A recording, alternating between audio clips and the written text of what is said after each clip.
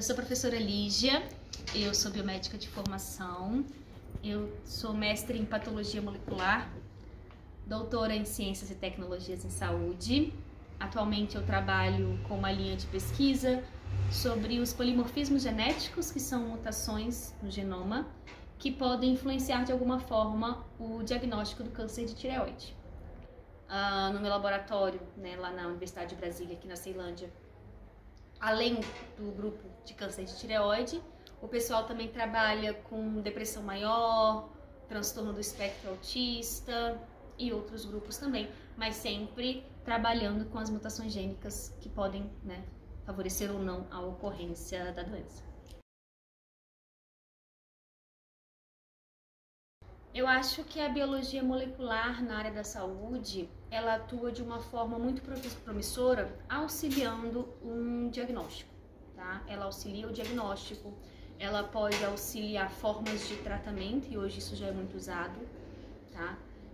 A gente já consegue ler bulas de medicações de fácil acesso, onde é descrito, se você é um paciente que tem uma mutação específica, em uma região, em um gene, a dose deve ser alterada ou o tempo de tratamento também deve ser distinto. Então eu acho que no tratamento, no prognóstico da doença é muito interessante, Na minha pesquisa nos últimos anos, eu trabalhava com os pacientes com câncer de tireoide que faziam tratamento com iodo radioativo.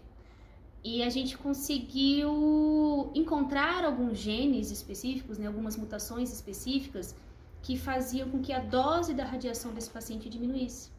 Então eram pacientes que retiravam a tireoide, eles faziam uma tireoidectomia por conta do câncer de tireoide, e pós-cirurgia eles tinham que fazer uma ablação dessas células remanescentes, ou seja, tinha que eliminar, as células finais que ficavam ali, ainda células cancerígenas. E para eliminar essas células usa-se o iodo radioativo, que é o iodo 131, E não precisa ser uma dose muito alta para todo mundo. Isso foi uma das nossas descobertas, Dependendo de mutações específicas no seu material genético, a dose pode diminuir. E se a dose, desse iodo radioativo diminui, menos toxicidade para o paciente. Eu acho que todos os conceitos básicos. Eu gosto muito da disciplina de biologia básica, eu acho que eu dei para a turma de vocês no último semestre.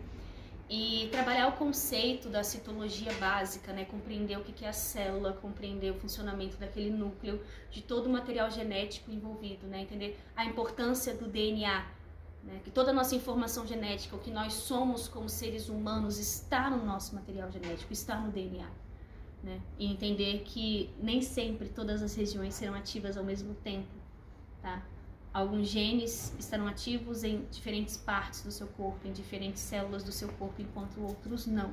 E compreender como funciona a biologia molecular, compreender como funciona essa ativação de genes, ela é fundamental. E até mesmo mapear esses genes, onde é que eles estão, quem são eles. Isso ajuda muito na parte básica também, na parte básica que eu sou apaixonada. E quais? Bom, na minha pesquisa a gente fazia uma coleta de sangue periférico, ainda faz coleta de sangue periférico, tanto de pacientes com câncer de tireoide quanto grupo controle, melhor, que são pessoas sem o câncer. Aí dessas células sanguíneas nós escolhíamos os leucócitos, pois são as células nucleadas que nós teremos, e desses leucócitos nós fazíamos a extração do material genético. Essa extração do material genético, ela é feita utilizando kits, preparados pela indústria, e os kits eles têm uma bula de como deve ser realizada essa extração, ela é um pouquinho delicada também. Então, após a extração do material genético, que é enorme, aquele genoma grandão, a gente escolhia uma região gênica específica, um gene específico para ser amplificado pela técnica de PCR, que é a reação em cadeia da polimerase. É muito importante falar que essa amplificação do gene não quer dizer que eu vou pegar o gene e deixar ele maior, não é isso. Eu só vou fazer cópias desse pedacinho pequenininho de gene para que daqui a pouco eu possa vê-lo, de forma visual, tá? A olho nu, realmente. Então a gente faz a PCR, essa reação em cadeia da polimerase, para amplificar esse gene. Depois é comum corrermos em um gel de agarose. Quando eu corro nesse gel de agarose, aparecem as bandas do meu DNA. né? Quanto maior a banda, mais pesada ela é, né? Quanto maior esse DNA, mais pesado, maior esse gene, ele fica lá em cima com uma banda grande, né? E quanto mais leve, quanto menor for a quantidade de bases, né, nitrogenadas, esse DNA desce. E aí o meu gel de agarose fica marcado por bandas de DNA. Além disso, eu faço também digestão pela técnica de RFLP, né, utilizando enzimas de restrição. Enzimas de restrição são como se fossem tesouras, elas cortam o DNA e aquela banda acaba sendo dividida em duas, né? Então, por exemplo, eu tenho uma enzima de restrição que identifica uma mutação pontual. Se ela vê essa mutação e ela identifica, ela vai lá e corta esse gene, né? E aí eu consigo ver de forma visual, já que cortou e eu tenho duas bandas agora e não mais uma, né? Eu sei que aquele paciente tem aquela mutação. Isso é muito legal. Agora eu me recordo dessas, mas são várias técnicas de biologia molecular que a gente usa na área da patologia, né? Já que eu pego a biologia molecular e coloco, faço essa associação com doenças, eu acabo trabalhando com a patologia molecular, que é uma área que eu tenho muita afinidade. Nossa, ela veio num salto assim maravilhoso. Se você pensar não muito antes, na década de 70, a gente não tinha um termociclador, que é uma máquina que altera as temperaturas por um determinado tempo para que ocorra a PCR, para que ocorra a amplificação do material genético. Tá? Então, como que se fazia isso antigamente? Pegavam-se cubas de água a temperaturas diferentes, uma cuba a 90 graus, outra a 70 graus, outra a 60 graus, e você ficava mergulhando a sua amostra 30 vezes em cada uma por um tempo específico. Tá? Então, a tecnologia, né, a bioinformática, ela veio para mudar muito a área da biologia molecular.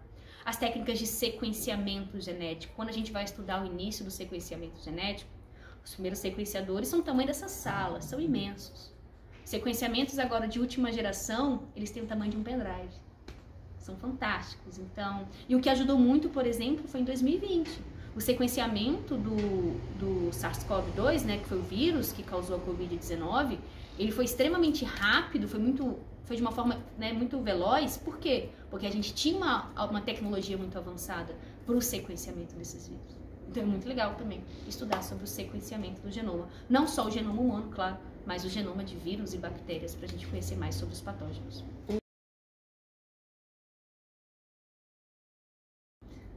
Toda, né? Eu tenho que compreender bem, né? Toda essa base. Não, eu não digo só biologia molecular, eu vou falar de biologia celular básica, genética básica. A gente tem que entender, né? Nós como profissionais da saúde, né, biomédica, como eu sou biomédica, nós temos que compreender todo o procedimento básico celular, como funciona a célula, como funcionam as organelas, como funciona o DNA, o que é essa molécula. Para eu pegar isso e trabalhar com uma tecnologia mais rebuscada e trazer benefícios para a população em geral, que é o que a gente tenta, né? O que a gente quer fazer. A gente quer pegar o nosso conhecimento e levar para a comunidade, levar de uma forma que melhore o acesso ao diagnóstico precoce, né? Eu acho que o diagnóstico precoce hoje salva muitas vidas e a gente consegue auxiliar isso com o uso da biologia molecular. Eu tenho, gente. Eu acho que a Biomol, ela é muito pesquisa, tá? Ela é pesquisa. E se vocês são interessados em seguir essa área, já façam a pesquisa na graduação, tá? Procurem realizar iniciação científica, façam quantas forem possíveis. Caprichem muito na iniciação científica, caprichem na pesquisa, grudem nos seus professores, estudem bastante, façam do estudo um hábito.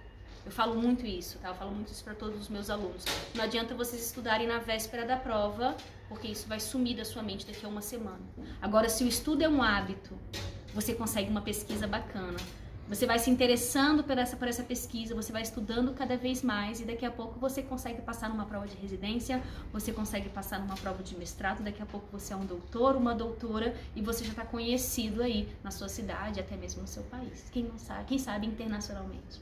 Então, sempre o estudo, tá? Estudem bastante, façam a iniciação científica. Eu acho que isso é a chave de tudo.